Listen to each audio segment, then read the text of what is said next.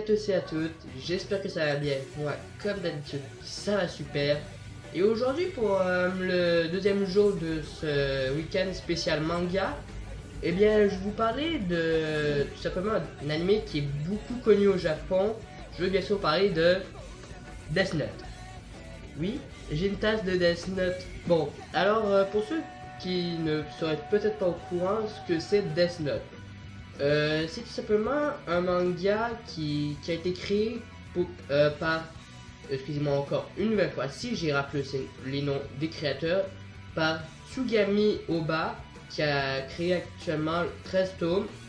Et pour ce qui est du côté de l'anime, ça a été créé par Tetsuro Araki, et ça contient 38 épisodes. Une très bonne série que je ne saurais que trop bien vous recommander. Alors, qu'est-ce que c'est Death Note pour ceux qui ne savent pas? Death Note, c'est tout simplement l'aventure d'un jeune étudiant, d'un lycéen, qui un jour va trouver un cahier très bizarre. Et c'est comme il était écrit sur le livre Death Note. Pour ceux qui ne traduisent assez mal l'anglais, ça veut dire cahier de la mort. Donc, au début, cet étudiant qui s'appelait Light Yagami, il n'y a pas trop cru, comme il a cru que c'était juste des bêtises, du gros n'importe quoi ce livre-là. C'était juste pour faire une blague. Alors pour confirmer son hypothèse de la blague, il a testé ça, il a lu les règles parce qu'il y a différentes règles d'utilisation du Death Note. Je vais pas vous les lire, hein. D'ailleurs, si vous avez remarqué, je porte un chandail parce que je suis un très grand fan de la saga. Donc c'est ça, il va tester le livre et comme par magie, étrangement, la personne dont il avait écrit le nom s'est réalisée.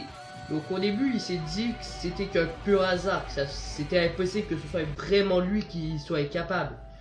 Mais là, c'est comme il va réessayer une nouvelle fois, et là il va avoir la confirmation que ce cahier a vraiment le pouvoir de tuer.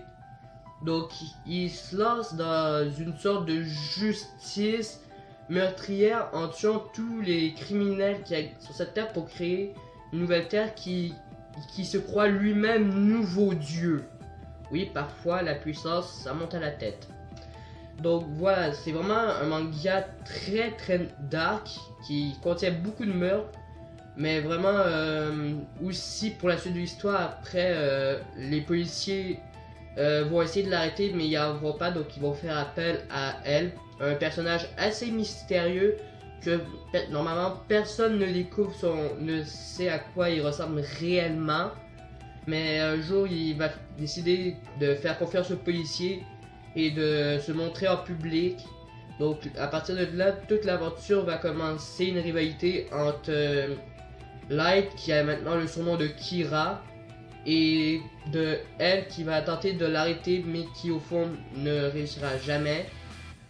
Allez voir la série pour comprendre pourquoi il n'y réussira jamais.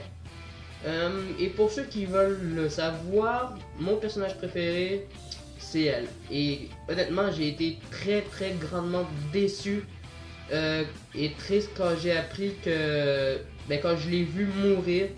Donc ça a vraiment été un coup dur. Puis il y a aussi Ryuk qui est bien un de mes personnages que j'aime bien pour son humour, pour sa passion pour les pommes qui est assez amusante de temps à autre.